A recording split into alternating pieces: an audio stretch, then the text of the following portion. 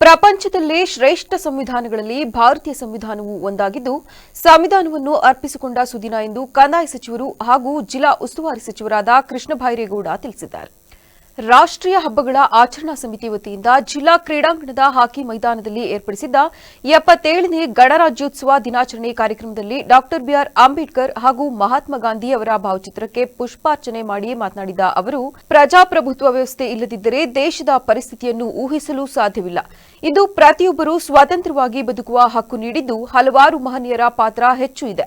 ದೇಶಕ್ಕೆ ಸ್ವಾತಂತ್ರ್ಯ ಬಂದ ವೇಳೆಯಲ್ಲಿ 17% ವಿದ್ಯಾರ್ಹತೆ ಹೊಂದಿತ್ತು. ಇತ್ತೀಚೆಗೆ ಗಣನೀಯವಾಗಿ ಹೆಚ್ಚಾಗಿದೆ. ಈ ದೇಶದಲ್ಲಿ ಬಡವರು, ರೈತರ ದುಡಿಮೆ ದೇಶದ ಕೆಲವೇ ಶ್ರೀಮಂತರ ಪಾಲಾಗುತ್ತಿದೆ. ಒಕ್ಕೂಟ ವ್ಯವಸ್ಥೆಯಲ್ಲಿ ರಾಜ್ಯಗಳಿಗೆ ಕೇಂದ್ರ ನೆರವಾಗುವುದು ಸಹಜ. ಆದರೆ ತೆರಿಗೆ ಪಾಲನ್ನು ಕರ್ನಾಟಕ ರಾಜ್ಯಕ್ಕೆ ನೀಡುವಲ್ಲಿ ಕೇಂದ್ರ ಸರ್ಕಾರ ವಿಫಲವಾಗಿದೆ ಎಂದರು. ಗಣ ಅನ್ನೋದಕ್ಕೆ ಬಹಳ ಸಾವಿರಾರು ವರ್ಷಗಳ ಇತಿಹಾಸ ಇದೆ. ನಾವು 2,500 ವರ್ಷ ಹಿಂದೆನೆ ಗಣಗಳ ಒಕ್ಕೂಟ ನಮ್ಮ ದೇಶದಲ್ಲಿ ಅಭ್ಯಾಸದಲ್ಲಿ ಇತ್ತು. ಗಣ ಕೂಡಿದರೆ ಒಂದು ಒಕ್ಕೂಟ ಆಗುತ್ತೆ.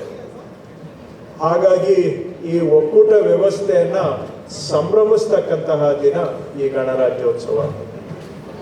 ಪ್ರಪಂಚದಲ್ಲಿ ಶ್ರೇಷ್ಠ ಸಂವಿಧಾನಗಳಲ್ಲಿ ಒಂದು ನಮ್ಮದು.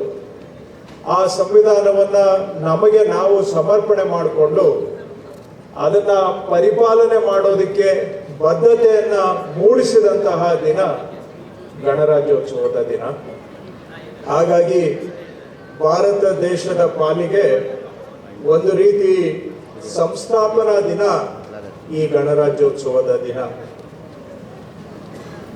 ಸಂವಿಧಾನ ನಾವೆಲ್ಲರೂ ಕೂಡ ಚಾಚೂ ತಪ್ಪದೆ ಪಾಲನೆ ಮಾಡಿದರೆ ಸಂವಿಧಾನನೂ ಕೂಡ ಈ ದೇಶದ ಏಳಿಗೆಗೆ, ದೇಶದ ಪ್ರಜೆಗಳ ರಕ್ಷಣೆಗೆ ಅತ್ಯಂತ ಯಶಸ್ವಿಯಾಗಲಿಕ್ಕೆ ಸಾಧ್ಯ.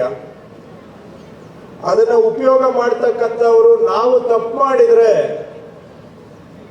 ಜನಗಳಿಗೂ ತೊಂದರೆ, ದೇಶದ ಕಾರ್ಯಕ್ರಮದಲ್ಲಿ ವಿವಿಧ ಶಾಲಾ ಮಕ್ಕಳಿಂದ ಸಾಂಸ್ಕೃತಿಕ ಕಾರ್ಯಕ್ರಮ ವೈಭವಯುತವಾಗಿ ಮೂಡಿಬಂದಿತು.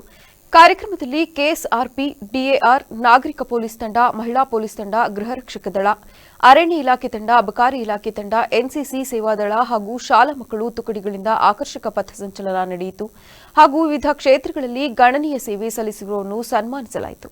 ಈ ವೇಳೆ ಸಂಸದ ಶ್ರೇಯಸ್ ಪಟೇಲ್, ಶಾಸಕ ಸ್ವರೂಪ್ ಪ್ರಕಾಶ್, ಜಿಲ್ಲಾಧಿಕಾರಿ ಲತಾ ಕುಮಾರಿ, ಜಿಲ್ಲಾ ಪೊಲೀಸ್ ವರಿಷ್ಠಾಧಿಕಾರಿ ಶುಭನ್ವಿತಾ, ಜಿಲ್ಲಾ ಪಂಚಾಯಿತಿ ಸಿಇಒ ಬಿಆರ್ ಪೂರ್ಣಿಮಾ ಸೇರಿದಂತೆ ಮತ್ತಿತರರು ಉಪಸ್ಥಿತರಿದ್ದರು.